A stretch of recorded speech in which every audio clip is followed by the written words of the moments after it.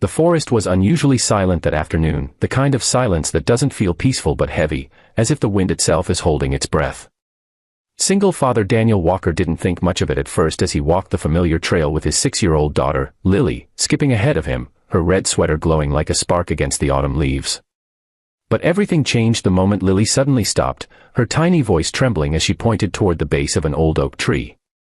And there, half covered in leaves, was a woman who looked barely alive, motionless, bruised, and fading, as though the forest had tried to swallow her. Daniel felt the world tilt, his heart pounding with the terrifying realization that they hadn't just stumbled upon trouble, they had stumbled upon someone's last moments. If you believe in kindness, second chances, and humanity's quiet miracles, make sure to like, comment, share, and subscribe to Kindness Thread. Your support helps keep stories of hope alive. Daniel's first instinct was fear, the kind that grips a parent when danger lurks close. Lily tightened her grip on his hand, staring at the stranger with wide, frightened eyes. The woman's breathing was faint, barely noticeable, her face streaked with dirt and dried blood, and her clothes torn as if she had been running from something terrible. Daniel fought the urge to panic.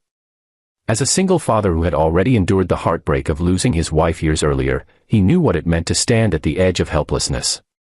But he also knew he couldn't walk away. Not when someone's life depended on him. He knelt beside the woman, feeling the coldness of her skin, the weakness of her pulse, and he whispered a shaky promise, to her, to himself, and to the little girl trembling behind him, that he would not let her die here.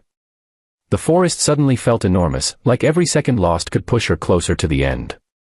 Daniel lifted her gently, surprised by how light she felt, as though carrying the weight of her suffering had stripped her of strength. Lily walked ahead, clearing a path through the leaves, glancing back every few seconds with concern far too deep for a child. There was no cell service in the woods, and the nearest main road was almost a mile away. Daniel's breath grew heavier with each step, but he refused to stop. With every movement, he remembered the years he had spent raising Lily alone, the nights when he felt like collapsing but pushed through because someone needed him.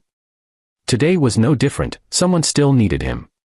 By the time they reached the car, the woman was slipping further into unconsciousness.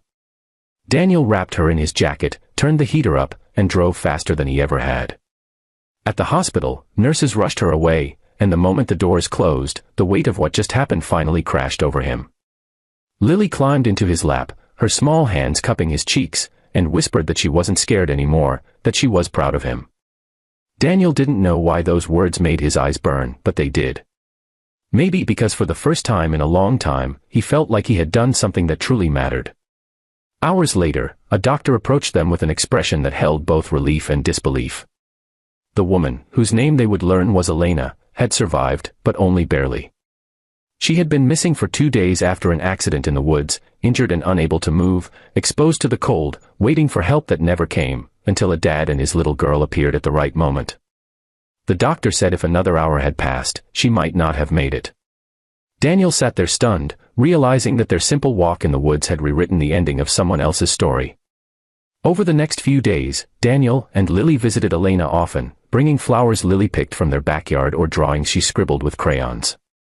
Elena's recovery was slow, but every time she opened her eyes, she looked at Daniel with a mixture of gratitude and awe, as though she couldn't fully grasp why he had chosen to help her. Daniel always answered the same way, that he would hope someone would help his daughter if she were ever in trouble. But the truth was deeper. Ever since losing his wife, Daniel had lived with a quiet ache, a feeling that life had taken more than it had given. Helping Elena didn't erase that pain, but it reminded him that purpose often appears in unexpected moments, disguised as a choice that must be made quickly, bravely, and without certainty. Elena eventually shared her story. She had gone to the woods to clear her mind after a painful breakup, wandered off the trail, slipped down a slope, and injured her leg. She had survived the first night, but the second was excruciating. She remembered shouting for help, but the forest swallowed her voice. She thought about her family, the friendships she had lost, the regrets she carried, and at some point, she accepted the possibility that she might not get another chance. The moment she heard Lily's footsteps crunching on dry leaves felt like a miracle she didn't believe she deserved. The bond between the three of them deepened as days turned into weeks. Daniel never expected to feel anything more than sympathy for the fragile stranger they had rescued, but life has a way of weaving new chapters when we least expect it. Elena wasn't just recovering physically, she was rebuilding her spirit, rediscovering the will to move forward. And in her presence, Daniel found parts of himself he didn't know were still alive, the ability to laugh freely, the quiet excitement of waiting for someone's message, the warmth of being seen and appreciated. Lily adored her, too, often asking if Elena could join them for a picnic or read her bedtime stories. Daniel watched these moments unfold with a growing realization that fate sometimes starts quietly, with a choice made on a random afternoon in a lonely forest. Months later, Elena stood under the same oak tree where they had found her, now healthy, smiling, and stronger than before. Daniel and Lily stood beside her, the golden leaves swirling around them like a reminder of how everything began. Elena thanked them not just for saving her life, but for giving her a reason to believe in humanity again. Daniel didn't know what the future held, but for the first time in years, he felt open to whatever might come next. Maybe second chances weren't just for the ones rescued, they were also for the ones who chose to rescue. If this story touched your heart or reminded you that kindness can change lives, please like, share, and subscribe to Kindness Thread. Your engagement helps stories of hope reach more people. Before the story ends, I'd love to know your thoughts. Sparkles, please comment below, what would you have done if you found someone in that condition in the woods? And so, in a world that often feels cold and distant, one single dad, his brave little daughter, and a stranger who refused to give up proved that miracles don't always arrive loudly.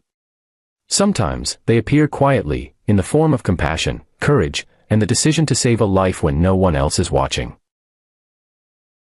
Juancito ahora está re contento. Yo igual soy muy partidario de que realmente no importa. O sea, yo, por ejemplo, yo soy de River, soy fanático de morir de River. No voy a salir a poner historias de la U. No voy a decir la U la más grande de Chile. ¿Qué pasó, Boquita? No voy a salir a decir esas pelotudeces. Lo digo acá en este momento. Ya está. Pero a mí me molesta mucho porque dentro de todo esto es privado. ¿Cuántos somos? Somos 5 personitas. Estamos nosotros. Estás hablando vos, Agus. Somos 6.